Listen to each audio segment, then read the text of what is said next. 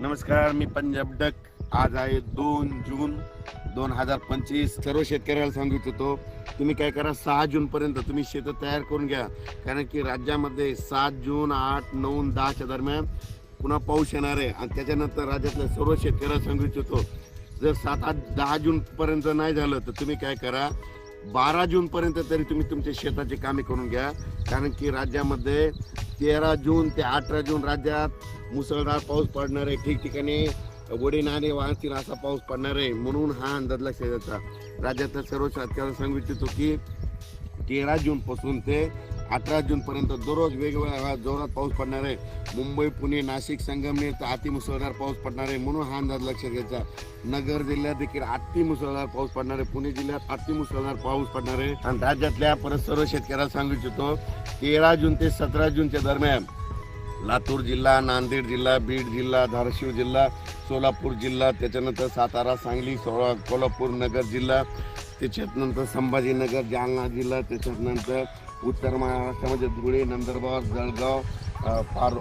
जळगाव, पारगोळा, तसेच बुलढाणा जिल्हा, बुलढाणा, अकोला, अमरावती, वर्धा, नागपूर, भंडारा, गोंदिया, चंद्रपूर, यवतमाळ, हिंगोली, वाशिम, यवतमाळ यामध्ये सांगायचं झालं सर्व जिल्ह्यात 13 जून पासून ते 18 जून पर्यंत खूप पाऊस पडणार आहे. तुम्ही काय करा, शेतीचे कामे करून घ्या.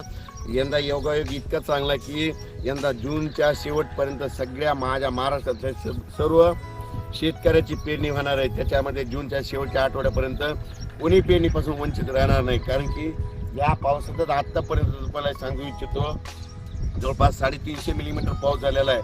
आणि याच्यानंतर 7-8 जूनला देखील भागबदलत पाऊस पडणार आहे. त्याच्यानंतर 13 ते 17 देखील खूप पाऊस पडणार आहे. म्हणून राज्यामध्ये पेरणीसाठी असं पोषक वातावरण आहे. जमिनीमध्ये पीक खूप ओलं आहे, पेरलं तरी उगवू शकतं. म्हणून हे सर्व शेतकऱ्यांनी पेरताना स्वतःचा निर्णय घ्या. पेरायचं तर पेरू शकता. निर्णय घेत असताना शेतकऱ्याला कळतं पेरायचं की नाही. इतकी ओल असली तर कधी पेरलं तर उगवतं. म्हणून हे शेतकऱ्याला सगळ्याला माहीत असतं. म्हणून शेतकऱ्यांनी स्वतःचा निर्णय घ्या. पण राज्यात सांगू इच्छितो, आता म्हणजे हे 2 जून ते 6 जून पर्यंत काल बरंच मला शेतकऱ्याचे फोन आले की सर पाऊस सुरू झाला. तर तुम्हाला एक सांगू इच्छितो, पाऊस एकदम बंद होणार नाही. ज्यावेळेस खंड पडतो त्यावेळेस एकदम महाराष्ट्रात कुठंच असा पाऊस पडलेला दिसत नाही. म्हणजे सांगायचं झालं तर हे खंड पडलेला नाही, काही नाही. स्थान म्हणजे काय होणार आहे तुम्हाला सांगतो, आज देखील तुम्ही पाहू शकता. म्हणजे धाराशिव, सोलापूर या जिल्ह्यात देखील आज बऱ्याच ठिकाणी तुरळक अशा 10-10 मिनिटाच्या 15 मिनिटाच्या सरी येत राहणार आहे. त्याच्यानंतर 3-4 तारखेला देखील इकडं विदर्भात देखील म्हणजे बुलढाणा, अकोला, अमरावती, जळगाव तिकडे देखील थोड्या सरी येणार आहे. 10 मिनिटाच्या 20 मिनिटाच्या, एवढ्या मोठा पडणार नाही, फक्त 10-20 मिनिटाचा पाऊस पडणार आहे. पण 6 जूनच्या अगोदर तुम्ही काय करा, शेत तयार करून घ्या. कारण की शेतामध्ये तण झालेलं आहे.